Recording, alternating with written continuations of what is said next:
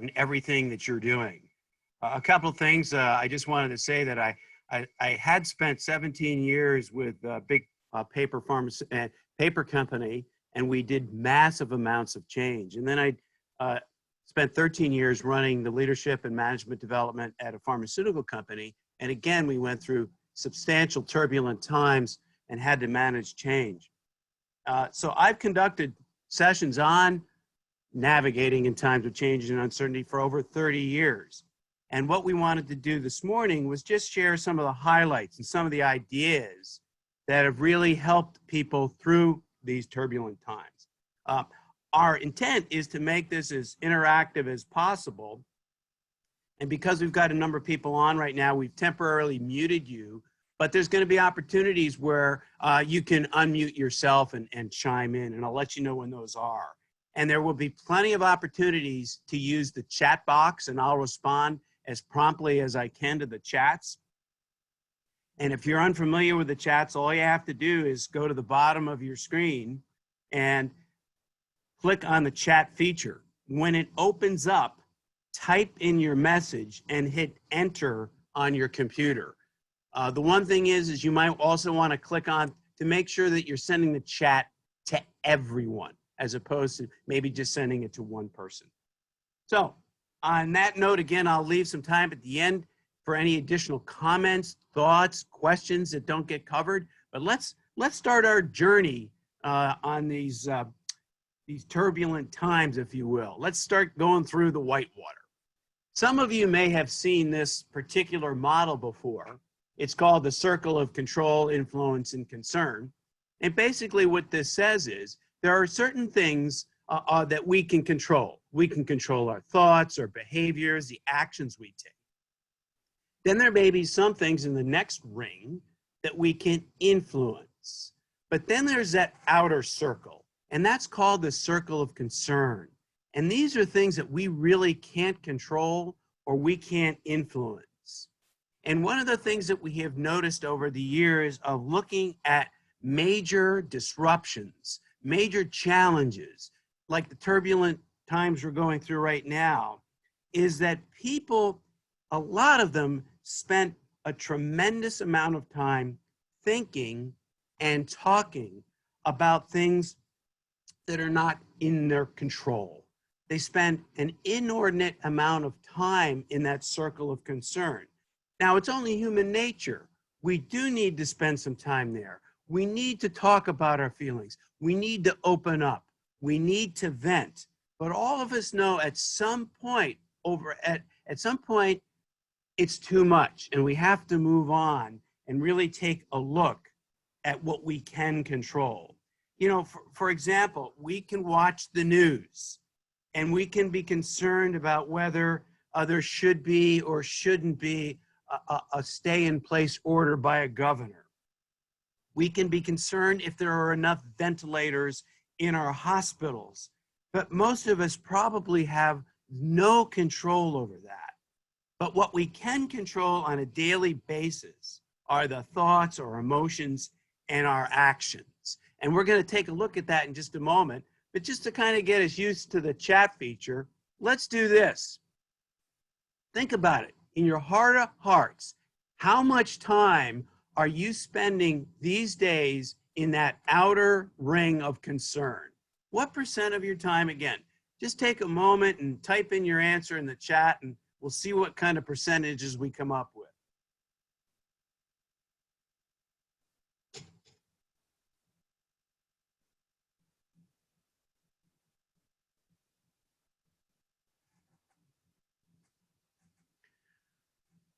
Okay, I'm seeing, thanks, Robert. I'm seeing 30%, seeing 5%, seeing Sharon's got 10.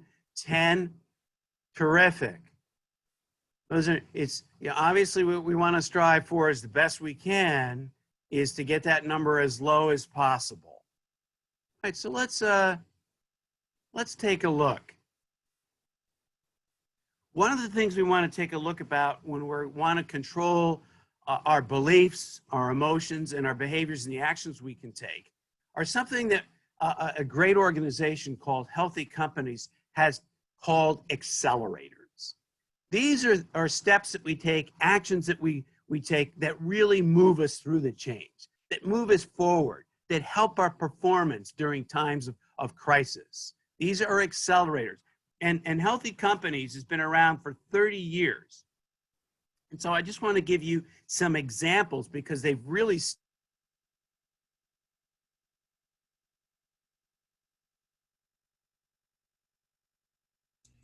Bear with us. Steve will be back in just a second.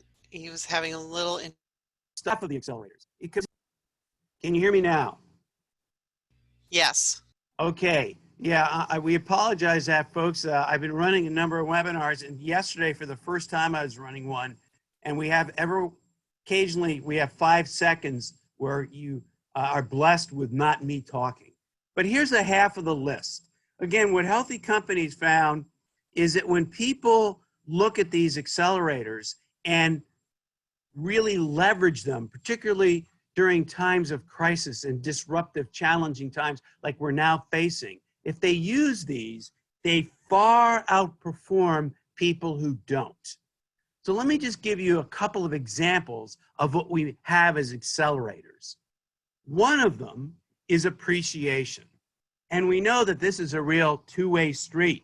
You know, the psychologists and the neuroscientists find it beneficial to you personally when you express gratitude to somebody. Some of the internal chemicals and hormones just start coursing through your body and you personally feel better. And obviously, the person on the receiving end of whatever recognition, appreciation you're extending to them, they feel great too. As a matter of fact, Gardiner Associates, in their research, they do a lot of work in the human resource area.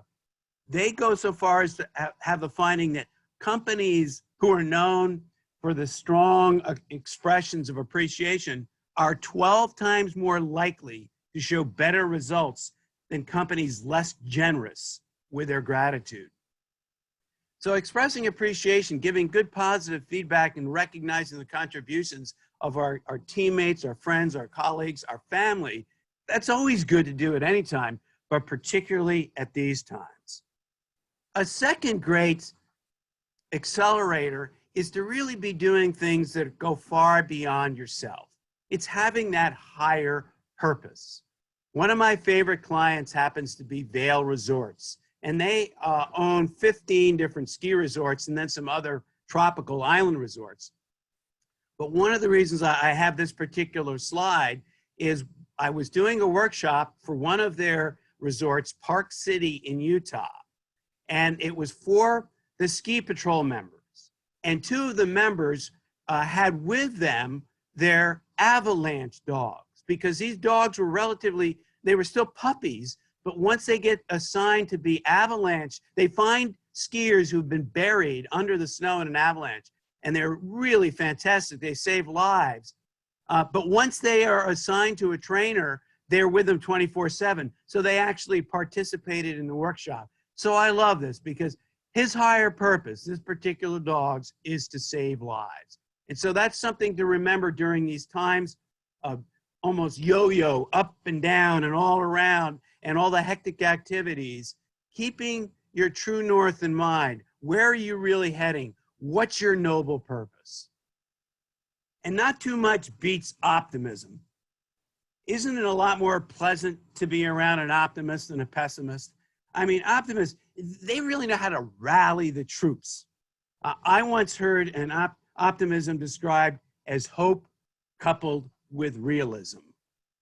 And finally, one of the things that the neurologists really tell us, that during these times, maintaining focus on your end result is a real powerful way to transform yourself and work through change. And as we all know, we're really juggling lots of balls right now. So we really need to continually practicing some of these habits so they become a habit. So I'm going to go back and put that full list of accelerators up for you. And this is the time I would ask you, if you have a pen or a pencil handy and a pad of paper or a piece of paper, or just a piece of paper, take a moment and pick one or two of these accelerators and make a commitment to yourself. These are two things that I really want to practice during these next several days, weeks, and months. I want to leverage these. And this is something you can just write down yourself. If anybody wants to put it into a chat, that's fine. But this is really for you to build a commitment. Are one of these accelerators something I can really build on and use? Take a minute. I'm going to be quiet.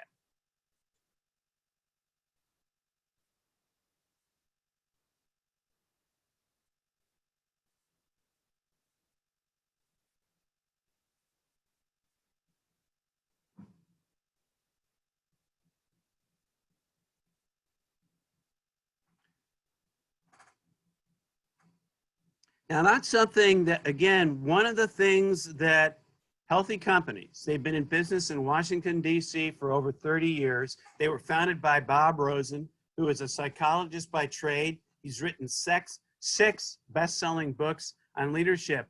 And again, one of their research findings is very clear. People who practice using their accelerators during times of transformation like we're undergoing right now far outperform people who don't take advantage of that. So what I'm hoping is as you write those down, when we're finished with this webinar, you really take a look at that and say, what concrete steps, what specifically can I do to leverage those accelerators?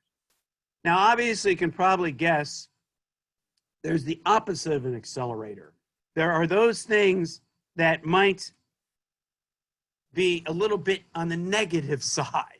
These are things that prevent us progressing forward at a good pace during times of change. As it says right here, they actually derail us.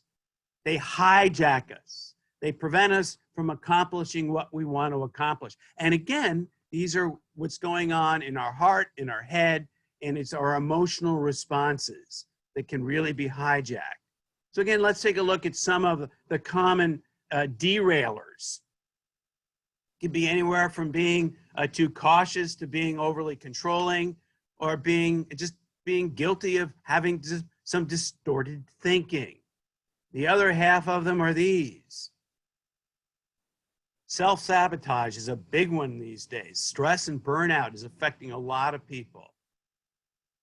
So let's just take a look at a few of the common ones.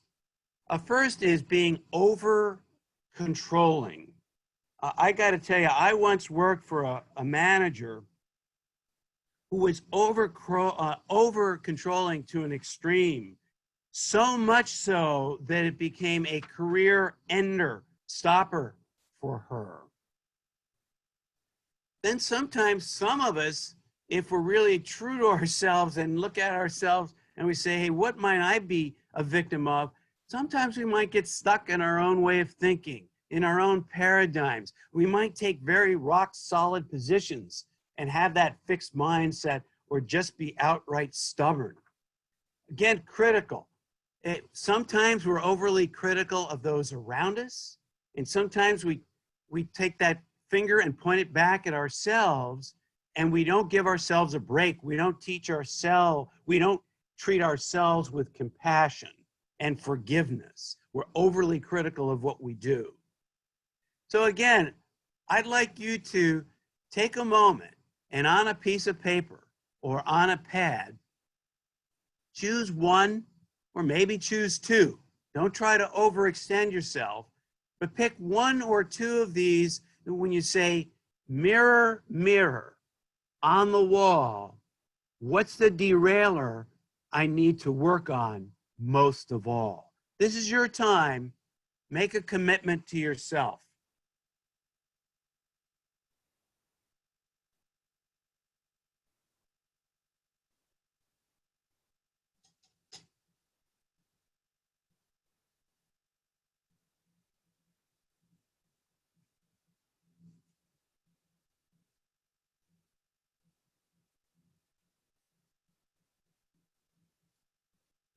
By the way, I'll say it now. I was going to save it for the very end of the webinar. But if anybody on this call wants some additional information, some thoughts, and some resources on how to either leverage an accelerator or work on a derailer or two, I've got my phone number and my email and text will be appearing on the last page. Please don't hesitate to contact me. I've got lots of additional thoughts on each one of these derailers and each one of the accelerators. So I call this the action slide because, again, in wrapping up this little section, this is the time for you to make a commitment to yourself to, as I say, maximize your use of those things that move you forward, your accelerators. And it's the time to really focus and take specific action steps to work on your derailers. And I'll never forget Larry Bossidy. Larry was the former chairman of Allied Signal, and he wrote a best-selling book a number of years ago called Execution. And I'll never forget, he was having a book tour, and I saw that he was going to be talking at the Barnes & Noble in Westport. And I was working in Stanford at the time, and I'd heard a lot of Larry Bossidy's stories because he'd been the heir apparent to Jack Welch to take over the CEO job when Jack left. But before that happened, he went to Allied Signal. But I'd heard stories because in some of our programs at Champion International, a big paper company, our CEO is a friend of Jack Welch on the board of trustees there, a board of directors. So I heard lots of stories about General Electric and Larry Bossidy. But I'll never forget, he said, it's not what you announce, it's what you do. So make a commitment, but follow through and take some action. Let's shift gears just a little bit. When things get a little hectic, when you're managing many multiple priorities simultaneously, when things get tense like this, do you lose your cool? Do you stay calm, cool, and collected? If so, maybe it's time for you to meditate or rejuvenate or find a way to refresh yourself. So what we really need to do is we need to take the time to really relax. So I'd like to open it up in a chat here. What do you do? Here's some examples. Some people, I had two other pictures on here. For some reason, they didn't come through. Somebody running up some stairs, somebody else climbing a mountain, just to show that physical activity is another way to relax. But these are just to get you thinking. What is it? And please, let's get going on a chat here. What do you do for yourself to recharge your batteries? What do you do to relax? Anybody get us started?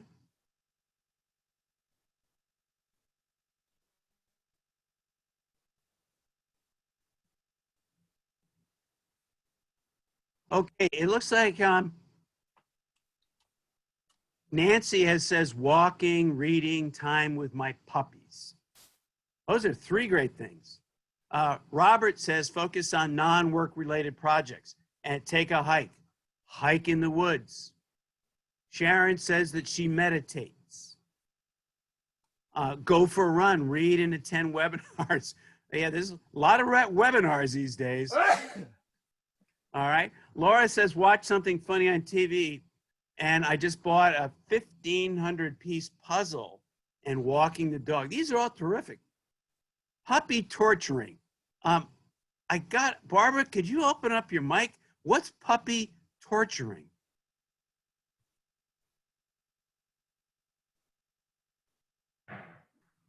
I can't do it. Barbara, I unmuted you. Oh, okay. You know, Barbara. just making them play, just read it, just redirecting my attention to watching their movements, making them do things they don't want to do, like run and play tug of war, things like that. Okay. All right. Hey, Val, could you open up your mic? You said go for a run, read, and attend webinars. Just as somebody wants to address you directly, how do we pronounce your first name?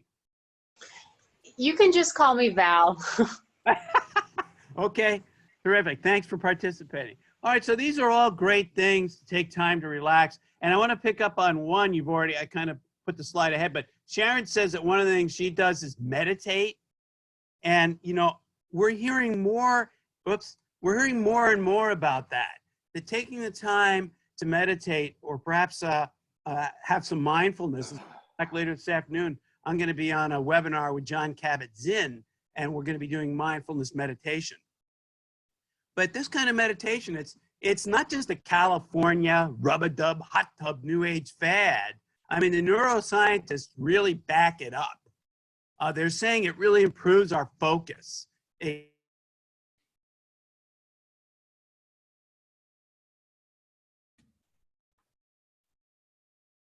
Steve will be back.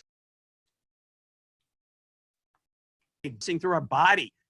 I'm waiting for the sign. Hang on. Can you hear me now? Got you now back, Steve.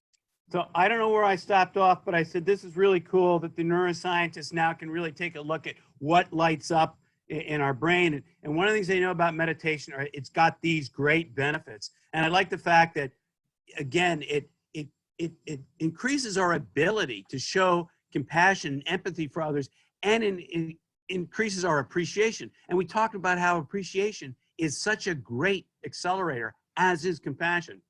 And again, it helps us deal. There's a lot of negativity out there right now. So it's really a fun thing to do. And you might know there are some organizations, some companies, and I bet you Rich Cooper, who's on the line, works with a lot of these companies. He spends a lot of time in the West Coast in Silicon Valley. And a lot of those organizations will actually start meetings with a 2-minute relaxation response time or a quick little mindfulness meditation exercise. And they find that people are much more calm and they're much more coherent in their meetings as a result of this. I just want to see if somebody has added to the chat box here. I want to catch this. Yeah, and Rich says that's true. Rich and I actually, I think we both know somebody who for many years was the chief mindfulness officer for the Aetna insurance company. Okay, let's proceed. So here again, what I'd like you to do, you all seem to have a pretty good feel for things that you can do, that you have done, just based on some of the other comments that you saw people enter in the chat. Is there anything else that you could do to stay calm, cool, and collected? Give yourself a little recharge. And just take a moment and you can write this down. This is an action for yourself. You don't have to share this in the chat unless you'd like to. But maybe you have been doing some stuff. And again, Rich says mindful breath. One of the guys I really like a lot is Tony Schwartz. Tony and Jim Lehrer wrote a great book a few years ago about the corporate athlete. And Tony's now got a great organization called the Energy Project in New York City. And I remember just hearing, I used to go to every webinar that Tony ever had. And I remember he said, it might be simple, but Rich has got their mindful breath. He said, calm yourself, no matter what's kind of going on around you. And a powerful way to do that is by breathing.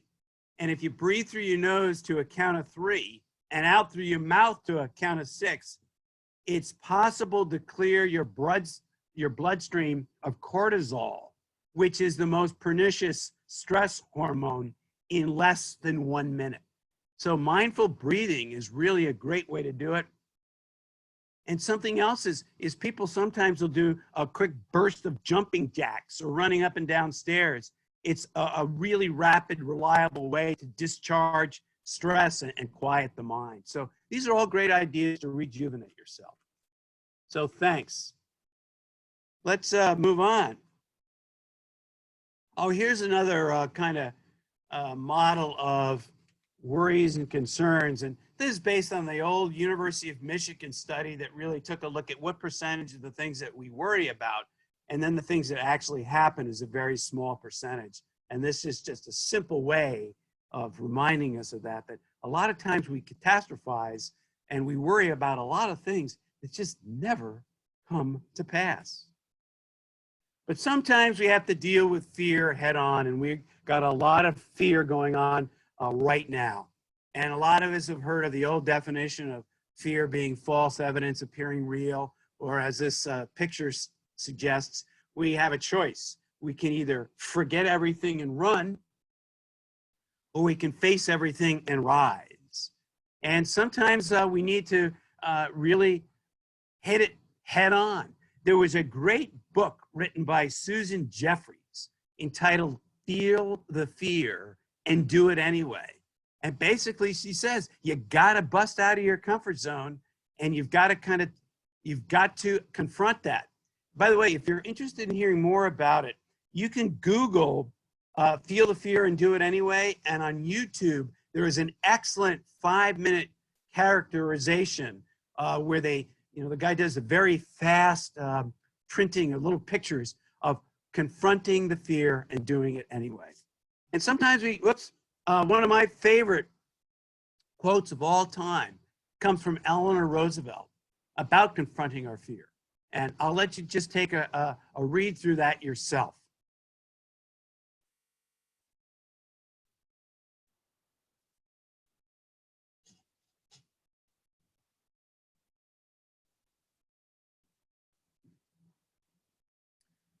Great, when you can say, I have lived through this horror, I can take that next thing that comes along, that really builds your resilience.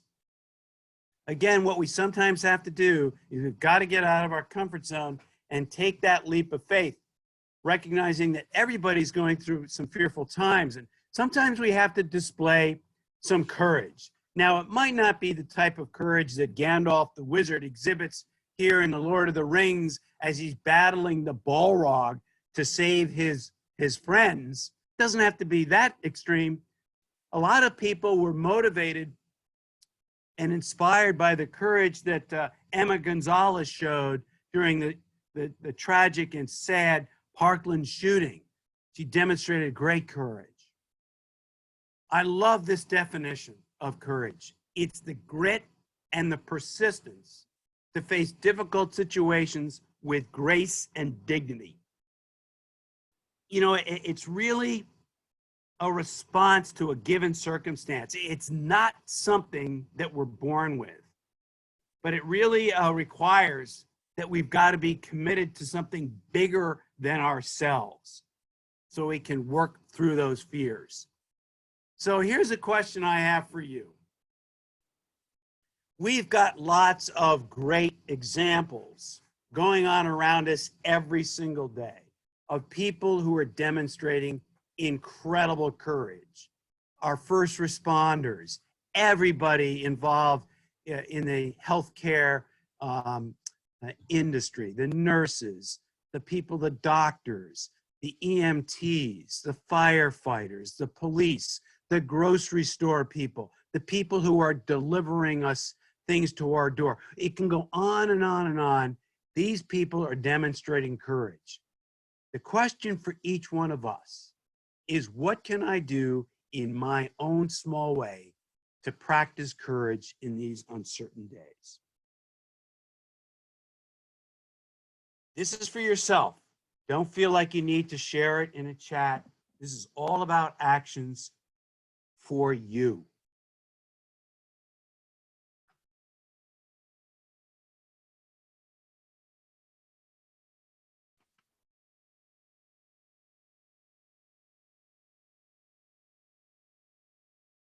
I'm going to move along here.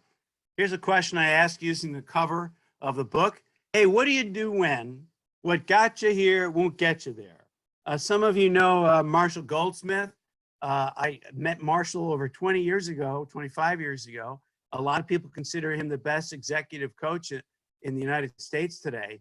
But that's a great question, because through immense amounts of change. And so some of the things that made us effective and successful in the past might not work as we start to come up with a new normal. It might require us taking a look at things in a different way. And maybe one of the techniques we can use is a very popular idea of reframing. You know, something that was once impossible, we can make possible. One of the great reframes I heard just about 2 weeks ago was when a lot of people were complaining, oh my gosh, I really miss going into the office. And I miss going into the office. I knew somebody else who said, hey, it's great. It's a gift right now to be able to work from home. I thought that was a great reframe. Reframing sometimes starts with really being present in the moment. As it says here, by being here and now.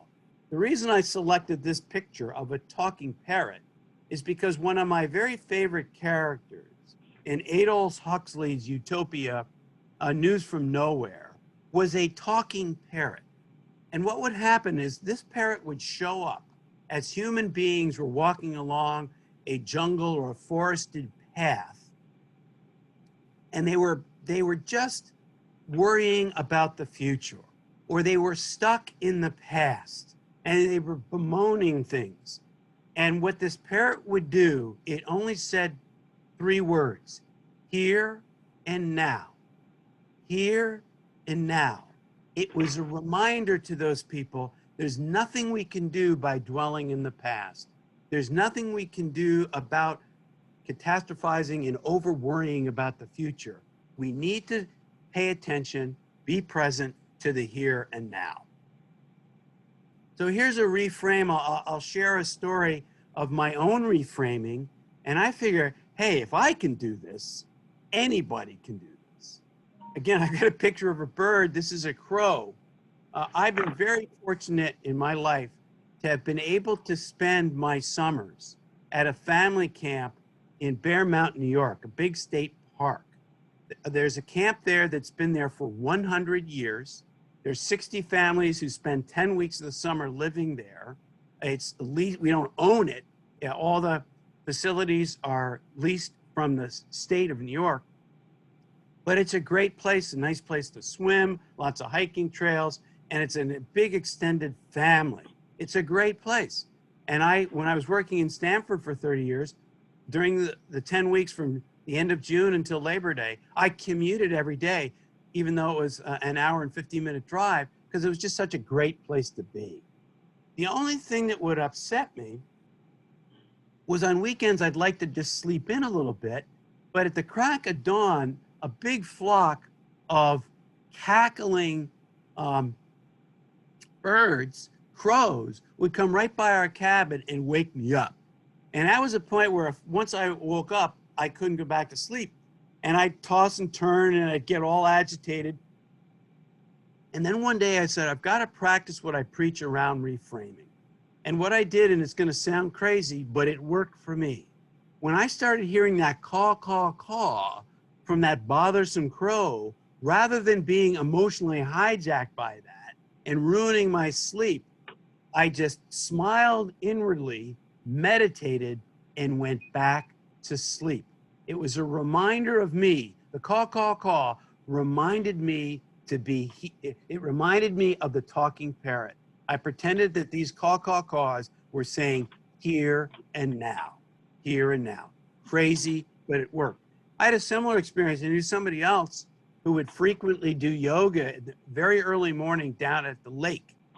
And they would be having a very tranquil period of relaxation and restoration of their energy, when all of a sudden a jet plane would fly overhead. And what would happen is they'd get very angry at the plane. And as a result, they'd lose the nice space they had been in. And so they decided to reframe it. We got talking about reframing. And what they did henceforth is when a plane went overhead, instead of getting upset about it, they envisioned that on that plane, the passengers were either going home to loved ones, they were en route to a vacation, or they were about to go to an important meeting. Once that person started reframing it that way, the next time a jet came over, they didn't lose their composure. So it's just a fun way to work on maintaining calm. I want to go back to our friends from Healthy Companies. For 30 years, they've spent a lot of time researching 6 elements of health: our physical health, our emotional health, intellectual health, vocational health, and spiritual health. And what they again have, they have interviewed over 500 senior managers around the world. They've got incredible data from lots of 360 feedback that is able to track people's ability to pay attention to those 6 areas of health. And what they have found, again, consistently, people who pay attention to those 6 dimensions of health far outperform others that don't. I was on a call a couple of weeks ago with Bob Rosen, the founder of Healthy Companies. And they said right now, going through what we're all going through, the 2 most important ones to pay attention to are physical health and mental health and emotional health. And again, what they find is people who maintain their healthy lifestyle habits are far ahead of the game. We know that. This is just a reminder. And what they find is they've got adequate energy to take on the stress of the times and manage their busy schedule. And that's what they do. They're able to handle the stress on a better basis. They've got the energy and stamina that's required, and they don't get quite as sick as much. And finally, they're able to really cognitively do better.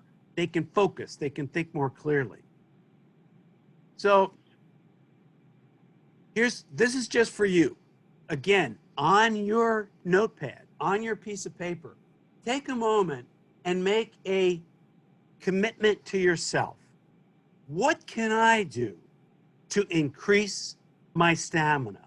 What can I do to take care of myself physically, now knowing that of all times, this is probably the most important time to pay attention to that?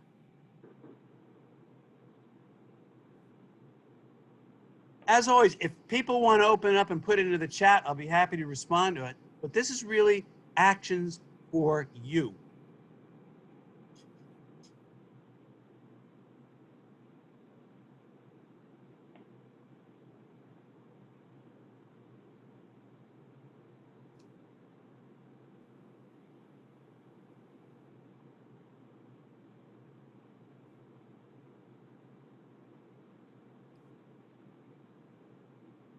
Okay, I'm going to move along. The second thing that we need to pay particular attention to, according to Healthy Companies, is, and again, they've been looking at this for 30 years, but right now in particular, is we've got to really pay attention to our emotional health. And I call this the tale of 2 tennis players. Some of you may recognize a young John McEnroe closest to it, but probably most of us in the call don't know his doubles partner, Peter Fleming. And the reason I put this in here, it's a personal story. I played tennis when I grew up in New Jersey, and Peter was in the next town over, so I had to play him in high school. And what was amazing is in those days, a lot of people who played tennis, they used to call us tennis brats. You know, we'd lose our temper, we'd throw our racket, we'd swear, we'd do all sorts of stupid things. And I must say, in those days, Peter was a tremendous tennis player, but he lost his temper a lot. He went out to Stanford University on a full scholarship to play tennis, and he was teamed up with John McEnroe to play doubles out there. But his coach got hold of Fleming and said, listen, Peter, if you don't curb your temper, I'm kicking you off the team. That means you lose your scholarship and you'll have to leave Stanford. And miraculously, to show that one can control their emotions, he took it seriously, and he changed, and he did not have these emotional outbursts on the court. As a matter of fact, I used to laugh when John McEnroe was #1 in singles. For a number of years, he and Peter Fleming were the best doubles team in the world. They won Wimbledon many times, Australian Open, French Open, US Open many, many times. And I used to laugh when the commentators used to say that Peter Fleming was the calming influence of John McEnroe. But he was able to change, whereas John had this lack of emotional control. And it was only a couple of years ago that he finally admitted, I probably lost a lot of points, games, sets, and matches because I wasted too much time getting angry. Now, there is a way, and there's probably people on the call who we could spend a whole day on this next chart, but there is a way to kind of help manage your emotions by managing your threat response. And we all know there's a lot of brain research these days, and to keep it real simple, we're just going to talk about the reptilian, the emotional, and executive brain. But as we all know that when we see a threat, we can go into that emotional, our reptilian part of the brain sees that, and immediately it sends a message and we get triggered into the famous fight, flight, or freeze. And some people will add another one to that, or appease mode. But what's really essential is if you look to the right of the fight, freeze, and flight boxes, you've got that square that says pause. There's a millisecond worth of time that before we actually respond with something, we can make a choice. We can choose to let that emotional hijacking just have a reaction, or we can respond more appropriately. So that to me is one of the beauties of our system, and something that the neuroscientists will back up, that there's that momentary time that we can make a choice. One of the ways you can help yourself, obviously, is if you're about to go into a situation where you know you might lose control of your emotions, contemplate ahead of time what might trigger an emotional reaction in you. So you can pre-play it in your head and come up with a response. So when that actually occurs in real life, you've been through it. And so you don't immediately react in a negative way. The other thing is, if it takes you by surprise, go back to some of the people who talked about mindful breathing. This is the time to follow that great advice, just taking 2 deep breaths. That really helps recharge, get that, because one of the first things that goes in an emotional reaction is our oxygen intake goes down. And so you take 2 deep breaths, or you even call a little timeout, pause, and step away. I see somebody that's got into the chat. Let me see what they've got. I'm sure we could talk about this slide forever. Laura says, Steve, 3 minutes, so we have time for Q&A. Okay. We are just about to wrap up.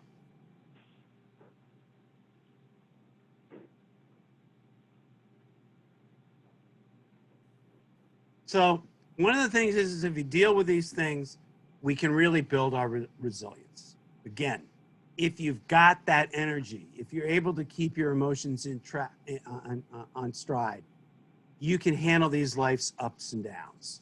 And whether you're coping with adversity or bouncing back from setbacks or leading through uncertainty, these experiences really make you stronger. And so here's your last thing, and you can jot your answers down. We're going through a lot of a disruption, and we're probably falling down a lot more than we normally do. This is for yourself. What can help you get back up more quickly? The second part of that might be, how have you maintained some of your resilience in previous situations? Perhaps it was during 9/11, or maybe through Hurricane Sandy, or perhaps you recall the recession of 2008, or perhaps you were affected directly by the senseless shootings that we've had. What can you reuse that got you through? What might you do differently to build your resilience? I'm going to give you another minute to write that down, and then I got one final slide.